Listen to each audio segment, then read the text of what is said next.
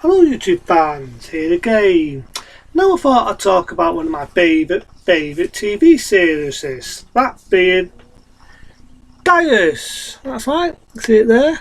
Daius. Series 1 and Series 2 of Daius. That's the box set of Daius. And I thought I'd do a bit of history and a bit of what I think about the first and the second series of Daius. Why not? Bear with me. Why not? Get that horrible light because it's getting annoying. But yeah, the first and second series of Daius. Now, this, believe it or not, I got for a bargain. I actually like the first series of Daius. It's a good one. Some are a bit dated now and some are not. I'm going to give a bit of history, why not? So, as we all know, the series Daius came out in 1978 and it ran right through to 1991. And as we already know, it started off as a TV series. That's right, a TV series. Until it altered and turned into a soap.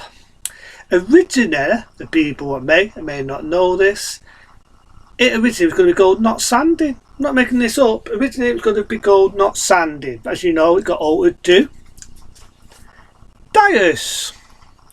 And we're going to go, as you know, in 1979, that's when the series Not Sanding come out, but this was called Daius. I've seen a few episodes of Not Sanding. It's okay, but I've always been more of a Daius man. You know, it starred Larry Atman, Batsy Duffer, and the beautiful Victoria Principal, as well as a lot of other well-known tasks. You know what I mean? I got to admit, Victoria Principal, back then, as Pam, was pretty damn hot. She was beautiful in that era. And I like Daius.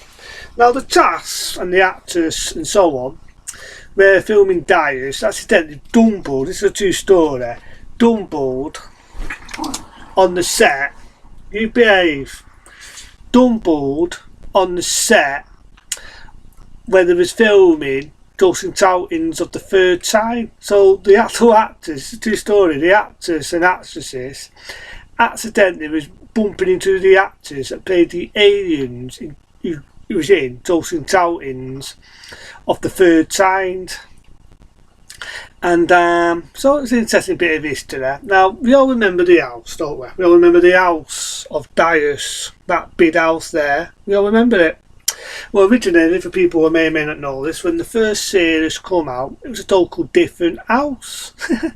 It was a total different mansion, and it was a total different house that was used in the original. The original, we all know, was a pilot episode to see how the series would be tested. So it only ever lasted, I think, in the first series, where you saw the house was a total different house. I mean, it was okay, but you know, fair said and done, when they got to the second series, that's when they altered it to that house, the house of the Ewings. And we're going to go, you got Larry Atman as the evil JR, you got Batsy Duffer as Bobby Ewing, and you know what I mean, you got them all. And it's a good one, you got Lucy having a away with Ray, and yeah, it was a good one.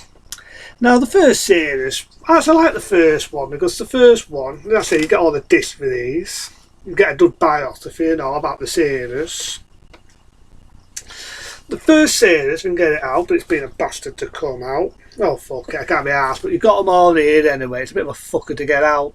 But the first series, as we know, as I keep repeating myself, started off where Bobby marries Pam, they go to the house, again, different house, and Jock, may he rest in peace, the actor who played Jock, he's a bit half and half because, as you know, the Barnes don't get along with the Ewings, don't get along, but he's willing to let it be, except for one, that being played again by Larry Atman, as we all know, played the evil, ruthless JR. A good bit of history about Larry Atman, may he also rest in peace. When he was playing JR, same name when he did this, he also appeared in Superman the movie. Played a little small role in Superman the movie. And in real life he had to have bodyguards. Now yeah, I know a lot of actors have to have bodyguards and so on to protect them. They've got to do it. But on this occasion, he had to have a bodyguard to protect him. Because a lot of people, I know, as the series went on, a lot of people hate the character of JR. Some people love him, and some people take it serious. But in real life, you all know he's an actor playing that role. Because JR, he was a ruthless businessman, and he was dirty, he was corrupt, he's one of them who could sell anything, and he was beaten up. He's an out-and-out bastard, basically.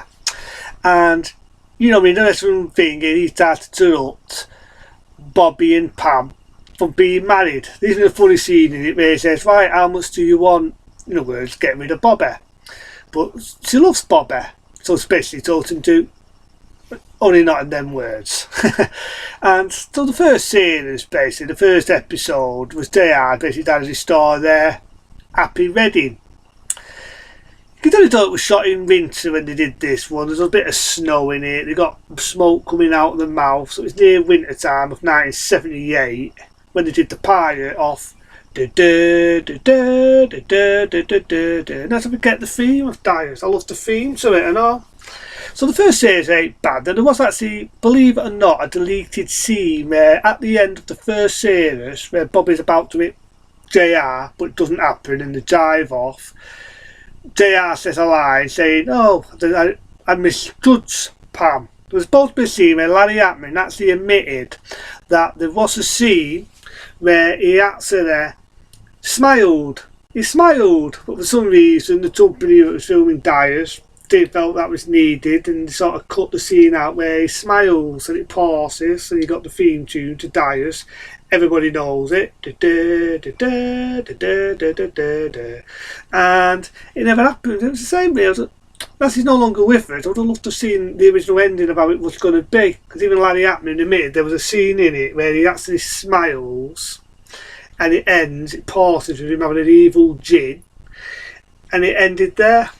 And it was professing to see Larry Hapman do a role like that. Because a lot of people think of Larry Hapman, they think of I.D. Muftina, the 60s comedy, I.D. Muftina.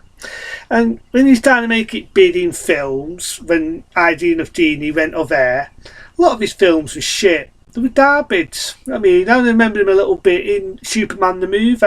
Oh, I remember him in the Michael Caine film. The only thing I remember him is getting shot in the head and how gruesome it was for that head off.